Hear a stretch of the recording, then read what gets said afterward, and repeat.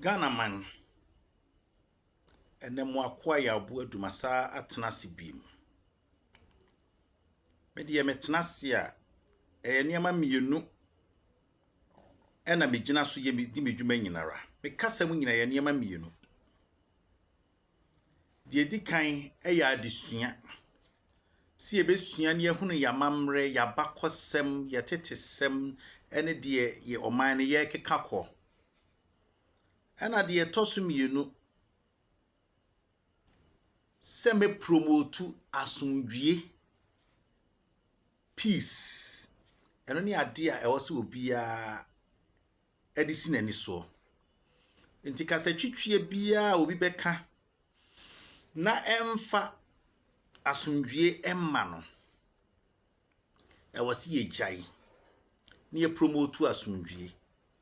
Na asem bia nso ebeka ne ye ka nokore.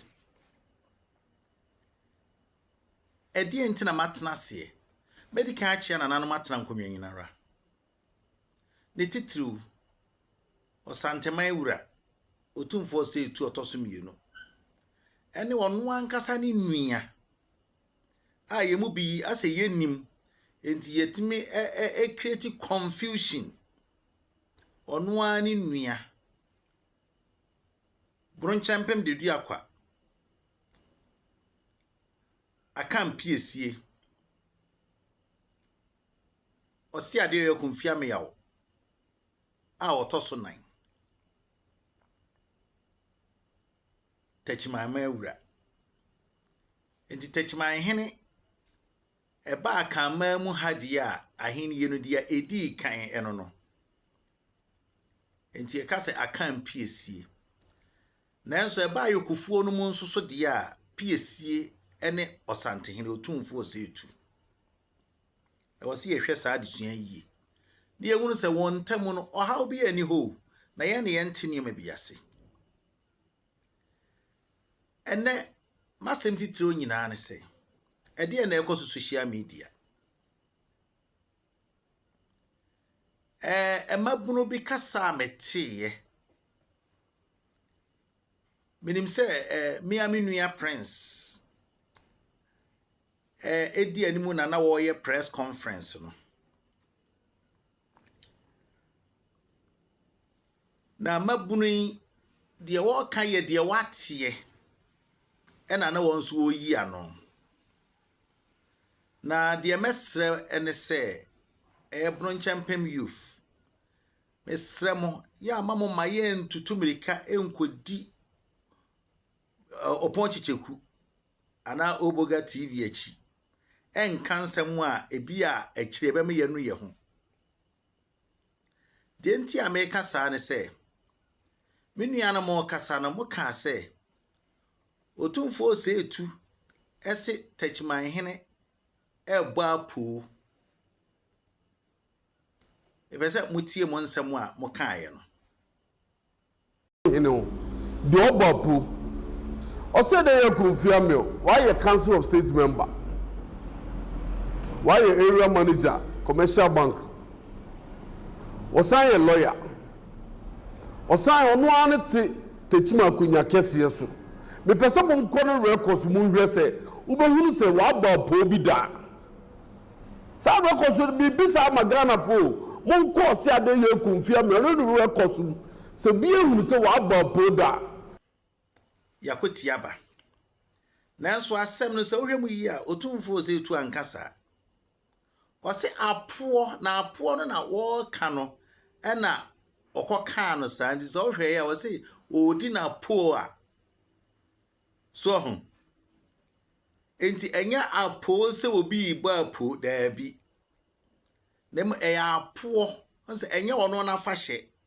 Enti enya na fahye no se de ono behu no no sa na obeka no. Ena Techimama no so eyo afahye no so said the obehu no saa na obeka no. Wokọ nwoma mu a ye twere a bonsa abrofo no matwe no APOO. Enti wo a wonim afahye ni din ye obeka apo. Enso oba Techimama mu a obeka nse apo.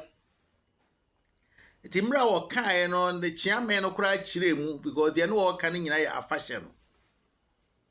Enti nyese bia ose nana Techimahene abo apo daabi. Ni nua no emmo apo bia na woni record bia asa nso. Na mo ose apo ana apo no nso so no kure se na ewo ho dada. Na nso se ye nyina ebedi adanse a Techimahene nyina anim se bafo pim eye wade. Evise enamono so enema Techimahene ensa ase bebre efri ne nsa. Enti eduru apo a ene na nioma asesa kakra kane no. Bonse ye po a yetime po na akova ne ye bo nkransa din. Ise enam nkransa so ena Techimahene nsa ase bebre efri ne nsa. Ananta ase ni bi efri ne nsa. Enti menye ni se eye ne bone so. Enti ni amesre mo ne se mabunu. Okay, mo me entie ensem ni yi se de osika no. So now aba bedru ha. Edo fama ne mu nyina de be kire no mo akwasi wi acho hu abi. Enne odin kwanza be se won sa. Do ka to se ahobrase ne dikan.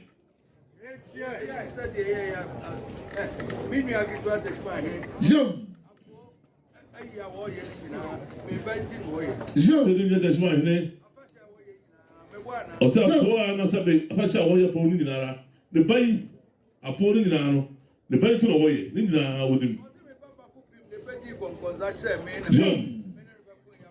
ose ne bafa kupim ne bedi ko konza kire no a ono onye kuma de do ani ba ko ye se ne sa nke se wo ne npoda On say yakutiaba. Enti menye ni se eye bostrem ka na asa ade bia obi akaso odi gu obi hu fi. O tu ne bafo. Ena wo kire se wo man no eye me na mechekere ema awo. Enu nti enya ade aso obi ka se ena ye ma wudi ade a wo betam o man ne de akoma obi fufura enya no kore. Every say apo no ekosumpo no ya odi afahye na woka de eye unua pani anase wo nana ejuma wodi ye a ekuti a Techimahene en eye no kore nso so enti migiri se abotre na asi yenya wo bibia mu ntisa ye bepepre ye ho akoye mfonso mre biaram na ye mfa abotre na bibia ye beka no mumye musa nananom ansa ne ya beka ntisa ye bepre obi ka se watuma mpamrika enti moma ye nyina ye mfa abotre ne asomdwie ene odo entena na bibia enye kama medamo ase.